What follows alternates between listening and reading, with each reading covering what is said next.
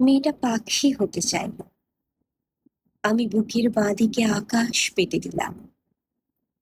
2-4 দিন ইচ্ছে মতো ওড়াউড়ি করে বলল তার একটা গাছ চাই। মাটিতে পা পুঁতে ঠায় দাঁড়িয়ে রইলাম। এ ডাল সে ডাল ঘুরে ঘুরে সে আমাকে শোনালো অরণ্য বিষাদ। তারপর টানতে টানতে একটা পাহাড়ি ঝর্ণার কাছে নিয়ে এসে বলল তারও এমন একটা পাহাড় ছিল, সেও কখনো পাহাড়ের জন্য নদী হতো।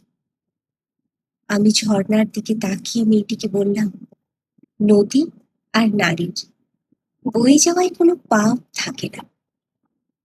সে কিছু ফুটে থাকা ফুলের দিকে দেখিয়ে জানতে চাইল কি নাম।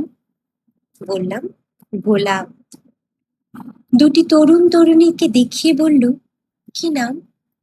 বললাম প্রেম। তারপর একটা ছাউনির দিকে দেখিয়ে জিজ্ঞেস করলো কি নাম। বললাম ঘর। এবার সে আমাকে বলল তুমি সকাল হতে জানো। আমি বুকের বাঁদিকে তাকে সূর্য দেখালাম।